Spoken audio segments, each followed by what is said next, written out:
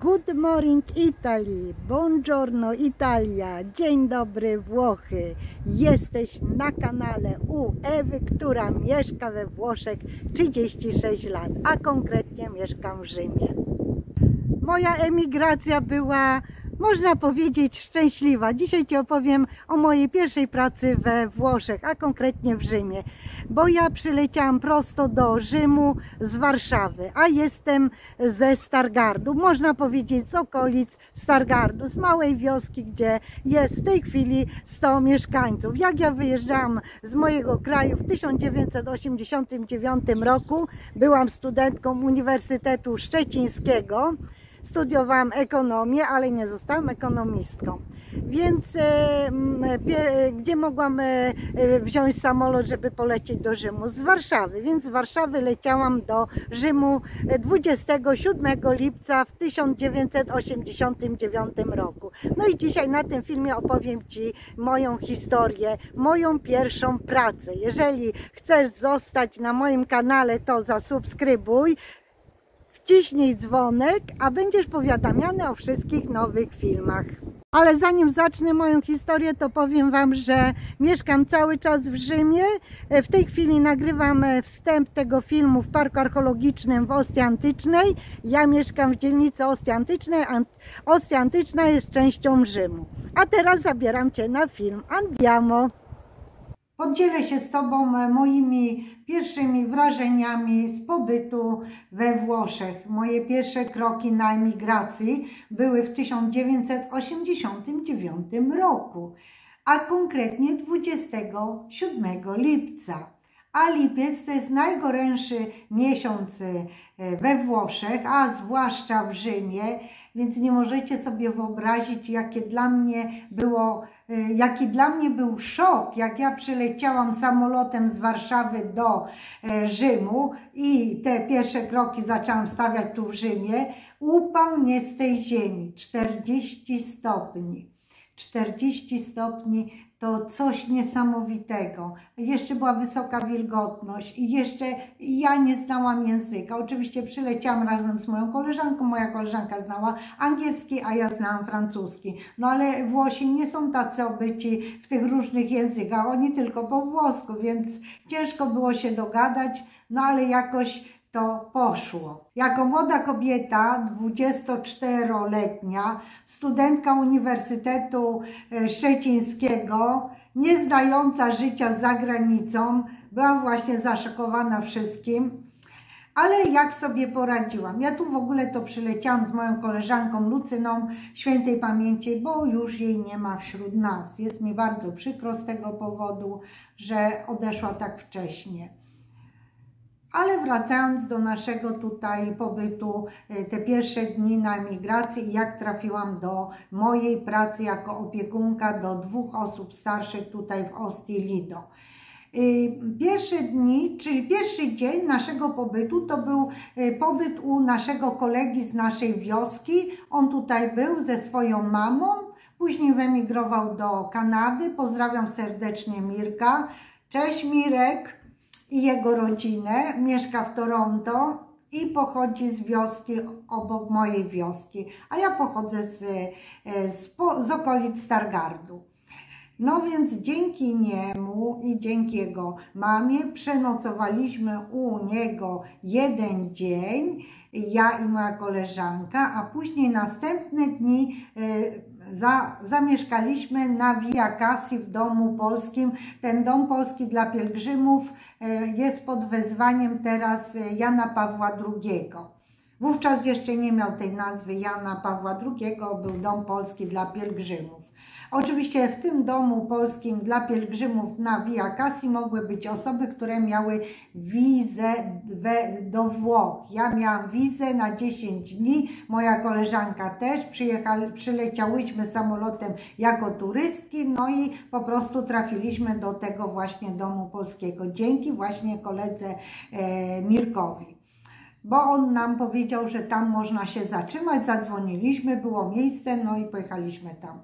Już nie będę Wam opowiadać szczegółów, jak było, jak dotarliśmy do tego ośrodka, ale tak czy inaczej trafiliśmy tam, a tam co się okazało? Tam właśnie siostry zakonne pomagały znaleźć pracę dla osób, które chciały zostać we Włoszech, a Włosi chętnie przyjmowali polecane osoby do pracy, bo zgłaszali się do właśnie Domu Polskiego, do zakonnic i jak już rozmawiamy z zakonnicą i jak zakonnica czy ksiądz poleca jakąś osobę, to znaczy, że jest to osoba wiarygodna. Tak czy nie? Napiszcie w komentarzach.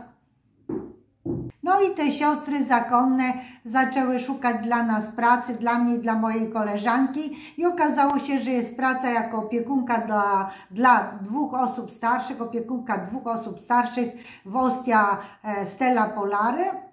I przyjechała ta rodzina, która szukała opiekunki do swoich rodziców starszych i wzięła mnie i koleżankę, żebyśmy pojechali, zobaczyli, jak wygląda miejsce pracy, gdzie mamy mieszkać, jakie warunki. Oczywiście siostra zakonna była naszym tłumaczem, bo ona znała doskonale język włoski i tłumaczyła nam to, co mówili dzieci tych starszych osób, czyli to państwo, które nas zabrało samochodem. No i później ja z koleżanką się skonsultowałam i okazało się, że koleżanka moja powiedziała, że nie chce się opiekować tymi starszymi osobami. Poza tym w tej rodzinie, do której trzeba było iść pracować, jedna osoba znała język francuski, a ja znam język francuski. No więc szybciej byśmy się dogadali. Moja koleżanka znała doskonale język angielski. No i okazało się, że ona powiedziała, no to weź sobie tą pracę, a ja będę czekać na następną pracę. I tak za parę dni ja trafiłam do tej rodziny, do dzielnicy w Ostii Stella Polare, w Ostii Lido, a w Ostii, ale dzielnica Stella Polare. No i tam pracowałam przez pół roku. Jakie moje były pierwsze wrażenia z tej pracy, to już Ci powiem. Moje pierwsze wrażenia. Otóż ja byłam zaszokowana, że we Włoszech codziennie się je makaron, gdzie ja w Polsce jadłam makaron, można powiedzieć 2 razy w ciągu tygodnia. Czyli mama gotowała w tygodniu jakiś makaron, no i oczywiście polski obiad niedzielny jest z makaronem, czyli rosół z makaronem. Bo u mnie w domu innym można powiedzieć, że my zawsze jemy rosół z makaronem, a nie jemy rosołu z ziemniakami. W niektórych rodzinach się je rosół z ziemniakami, a u nas z makaronem. Napisz mi w komentarzu, czy Ty jesz rosół z makaronem, czy z ziemniakami. Jestem bardzo ciekawa. A wracając jeszcze do jedzenia, to powiem, że prowadzę 2 kanały kulinarne, które się nazywają Mangiare Łewki i ten kanał to jest mój pierwszy kanał na YouTubie. W tym roku, w październiku 2025, czyli w tym roku, skończył 7 lat. Natomiast mam nowy kanał, który się nazywa Przepisy jak u babci. Linki na te kanały zostawiam Wam tu na dole. Na kanale Mangiare Łewki znajdziesz bardzo dużo przepisów, bo nagrałam ponad 1000 przepisów i są podzielone na grupy. Wejdziesz na playlistę i znajdziesz tam coś ciekawego. Ale wracamy do tematu. Wracając do tematu, powiem Wam, że oprócz makaronu zaskoczyło mnie też rzecz, że jest siesta, że się odpoczywa po południu. Ja nie byłam przyzwyczajona do takiego trybu życia, ale ta siesta to dla mnie była czymś zbawiennym, bo ja po południu między godziną 13:30, bo tak o tej porze kończyłam jeść razem z babcią i dziadkiem, to szliśmy, każdy szedł do swojego pokoju i odpoczywał do godziny 15:30. Także w sumie 2 godziny było fajnego odpoczynku. I jeszcze taka ciekawostka, że jak ja wyemigrowałam z Polski, to ja studiowałam ekonomię i nie miałam możliwości uczenia się gotowania. Tam trochę znam takie gotowanie, wiecie, jak to dziewczyna dorastająca pomaga mamie, ale więcej się uczy. Ja moje siły kierowałam na naukę, a nie na stanie przy garach. i w kuchni i tak dalej. No oczywiście w wakacje, jak to w wakacje zawsze się pomagało coś tam przypilnować, ugotować, ale wszystko doprawiała i gotowała moja mama, a ja tylko byłam tak do pomocy i nie umiałam gotować. I jak ja tutaj przyjechałam do Włoch i zgodziłam się na pracę do tych dwóch ludzi, dwóch starszych ludzi, babci i dziadka, i kazali mi mówić po włosku na nich babcia i dziadek, czyli babcia nonna, a dziadek nonno, to ta rodzina powiedziała: nie ma problemu, Ewa, my mamy tutaj sąsiadkę i sąsiadka będzie Ci pomagać w gotowaniu, będzie przychodzić gotować obiad, ewentualnie przyniesie gotowy obiad. I to było bardzo fajne, bo ona mieszkała w drugiej klatce w tym samym budynku i przynosiła gotowy obiad. No bo dzieci, 4 córki, które były mężatki, babci i dziadka, to... Oszczędź mnie to zasędziało. Słuchajcie, to po prostu pracowały i nie mieszkały tak blisko jak ta pani. Znaczy się, jedna córka mieszkała jakoś 2 klatki dalej, ale ona pracowała od rana do wieczora i nie mogła mi przynosić gotowych obiadów. Natomiast ta pani Włoszka, sąsiadka ich, przynosiła gotowe obiady lub gotowała i pokazywała mi różne warzywa i mówiła: na marchewkę, karotę, na pietruszkę, prezzemolo, na makaron, la pasta. I teraz zauważcie, że w Polsce na wszystkie typy makaronów po włosku mówi się pasta, la pasta, bo jest rodzajnik la pasta. I taki zwykły makaron, który jest sosem pomidorowym, to mówi się pasta asciutta, czyli taki makaron z sosem pomidorowym. No, to tyle na temat jedzenia. Ale dalej kontynuuję, jakie jeszcze rzeczy mnie tutaj zaskoczyły i jak ja się zachowywałam w pierwszych moich tygodniach pobytu tutaj na emigracji, w samym centrum Włoch, czyli w Rzymie, i w pępku świata, czyli w Rzymie. Bo jak wiecie, wszystkie drogi prowadzą do Rzymu. Ja nawet nie wiedziałam, że do takiego cudownego i pięknego miasta przyleciałam i że po prostu zostanę tu na 36 lat i dłużej, czyli do końca moich dni. Chyba tak myślę. Ale kontynuuję moje opowiadanie. Jakie jeszcze rzeczy mnie zaskoczyły tutaj, jak ja przyjechałam, jak ja się zachowałam? Po pierwsze, praca była codziennie od rana do nocy, czyli praca ze spaniem i z jedzeniem, i to się nazywa alloggio, czyli stałka, ale jak to było, poczekajcie, zaraz Wam powiem. No, tak się mówiło, stałka ze spaniem. No już to tyle lat było, że szok. Ja tylko pracowałam kilka miesięcy w tym zawodzie, czyli jako opiekunka 2 starszych osób, a już później Wam opowiem, co dalej robiłam. W każdym bądź razie na tej pracy właśnie, jak się pracowało codziennie i miało się to siestę, nie wychodziłam z domu, absolutnie. Poza tym babcia była po udarze, najpierw była w szpitalu, później wyszła ze szpitala i miała chorobę Alzheimera, a dziadek miał problemy z chodzeniem i miał laskę, a babcia właśnie, jak powiedziałam, miała tą chorobę Alzheimera. I normalnie oni nie wychodzili, a ja wychodziłam w czwartki po południe, bo każda opiekunka ma czwartek popołudnie wolny i w niedzielę całą niedzielę. Więc ja się ucieszyłam, że będę miała chociaż te 2 dni, takie 1,5 dnia wolnego. No i jak miałam 1,5 dnia wolnego w czwartek popołudnie, no to wychodziłam i spacerowałam sobie w okolicach tam, gdzie mieszkałam. Natomiast w niedzielę ruszałam z Ostii Stella Polare i jechałam w drugi koniec Rzymu, tam gdzie pracowała moja koleżanka. Moja koleżanka pracowała jako opiekunka w domu starców prowadzonych przez siostry z Malty. Oczywiście tam w pobliżu Via Cassia. I zajmowało mi to bardzo dużo czasu. A ja jeszcze nie znałam dobrze Rzymu, więc później z koleżanką umawiałyśmy się, że po prostu będziemy się spotykać na Watykanie, czyli po prostu na placu Świętego Piotra. Dobrze, że ona tam, gdzie pracowała, miała telefon, Tam, gdzie ja pracowałam, też był telefon u tych starszych ludzi, więc mogłam zadzwonić do tego ośrodka, umówić się z koleżanką i po prostu się spotkać. I nie było komórek i jakoś mogłyśmy się spotkać, bo my określałyśmy konkretną godzinę i konkretne miejsce. I zawsze zostawiało się do pół godziny czasu, no bo wiadomo, autobusy w Rzymie mogłyby się gdzieś tam zatrzymać w korku i tak dalej, więc ja wiedziałam, że koleżanka może się spóźnić z jakichś przyczyn, albo ja się mogę spóźnić. Ale nigdy nam się nie wydarzyło tak, żebyśmy się nie spotkały. Nawet jak się spóźniłyśmy, to zawsze się spotkałyśmy.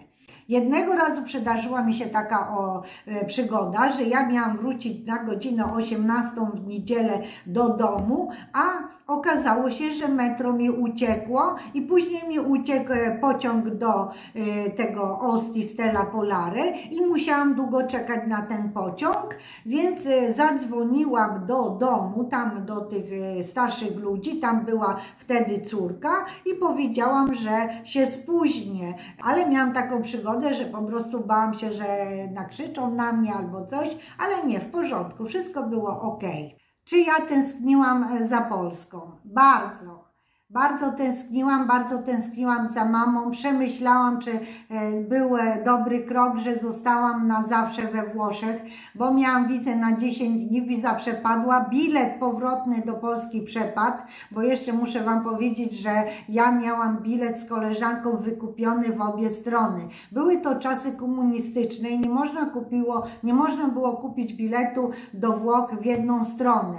I wykupiłam w obie strony i ten bilet nam przepadł. I my wiedziałyśmy, że zostaniemy, ale nie mogłyśmy nawet pokazać na lotnisku, że mamy ciuchy na cały rok. Po prostu byłyśmy w jednej koszulce i mieliśmy jedną walizkę, taką rzeczy, które nam były potrzebne na wakacje. Więc tak to wyglądało. Więc tęskniłam za Polską.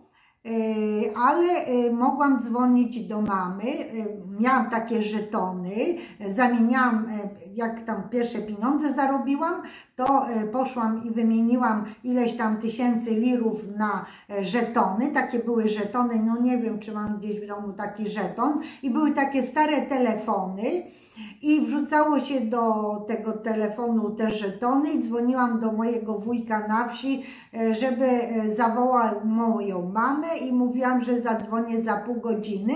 No i akurat tak wymagało pół godziny, zanim przyszedł z mamą, no to gdzieś tak pół godziny. No i ja ponownie dzwoniłam do mamy i rozmawiałam z nią i zawsze tam się żaliłam, ale mama mnie wspierała i mówiła, nie ma co wracać do tej Polski, bo tutaj jest straszna bieda i zostań we Włoszech. No i dzięki mamie ja tak się po prostu ładowałam pozytywnie i takie moje jest przesłanie.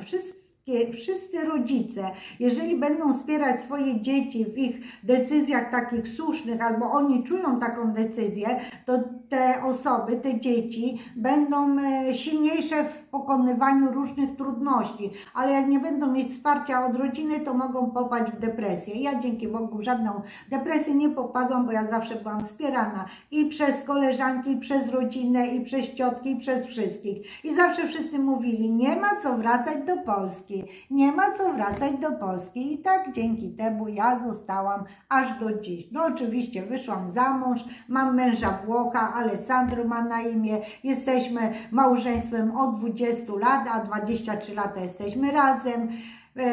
Cóż jeszcze powiem, wracając jeszcze do emigracji, jeżeli chodzi o moje pierwsze kroki, bo ja tak już bym się oddaliła od tego tematu. Cóż jeszcze? Aha, dużo rzeczy mnie zaskakiwało, takich codziennych, jak na przykład jak oni piją kawę, że kawę robią w windbreaku takim specjalnym, zaraz Wam pokażę. Moja ręka tak wygląda. Oczywiście ja teraz mam taką ładną, różową, ale muszę Wam powiedzieć, że normalnie to są takie, jak to się mówi, zaczajo, takie w ten sposób wyglądałam, tylko mam taki kolor. No i w takiej kawiarence, jak zobaczyłam, to ja nawet nie wiedziałam, jak robić kawę, ale oni mi powiedzieli, że trzeba tu wodę wlać do tej dziurki, przed tą dziurką, to włożyć, tutaj wsypać kawę, zakręcić i później mi pokazywali, że kawa musi wylecieć tędy, pokazuję wam tędy i musi robić ból, ból, ból, ból, ból, ból, ból, ból, ból, ból i wyleci wszystko. Oj, ktoś dzwoni. Okej, przepraszam was bardzo. A jeszcze z takich ciekawostek powiem wam, że sąsiedzi, którzy mieszkali w tym budynku, gdzie ja pracowałam ze starszymi osobami, zaczęły mnie uczyć przekleństw. I naprawdę to były pierwsze takie słowa, które mi utkwiły w głowie. Nie będę wam mówić tych przekleństw, ale do dziś pamiętam, jak taka sąsiadka Angela mnie uczyła. I powiem wam jeszcze taką ciekawostkę, że jak poznałam mojego męża, mój mąż pochodzi z Ostii, więc któregoś dnia, no to było oczywiście 23 lata temu, pojechałam odwiedzić to miejsce, gdzie pracowałam i jeszcze żyła ta sąsiadka. Oczywiście babcia i dziadek zmarli.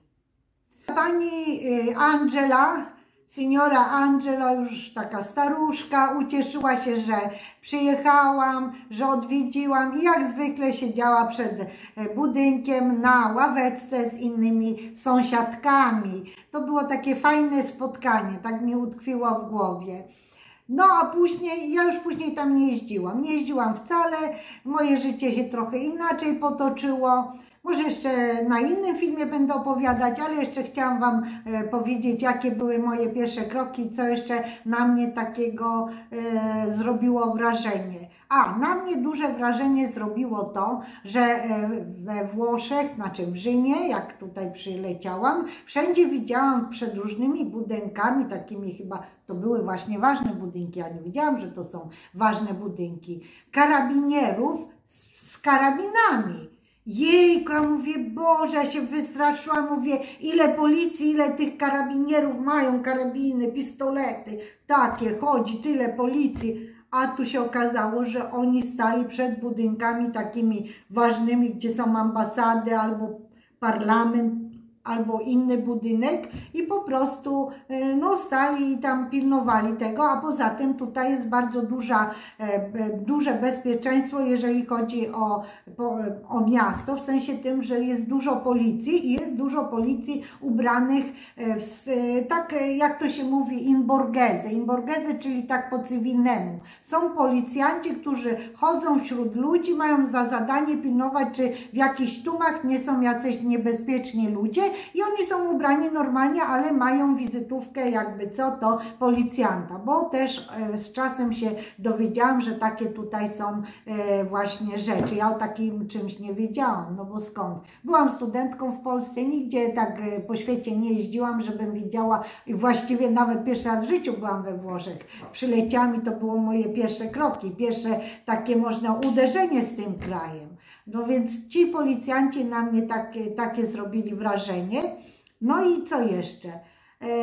Ten szum na ulicy w Rzymie, ja jako osoba, która mieszkała na wsi, wychowała się na wsi, taki spokój, natura, wiecie, no całkiem inaczej. Oczywiście chodziłam do szkoły w Stargardzie, skończyłam liceum, później byłam na studiach w Szczecinie, ale chodzi o to, że zawsze wracałam na tą wieś i taki spokój. Poza tym nasze polskie miasta 36 lat temu nie były takie głośne jak rumorozo, czyli taki szum nie był, bo nie było tyle samochodów. Polska była w kryzysie, znaczy był ten komunizm.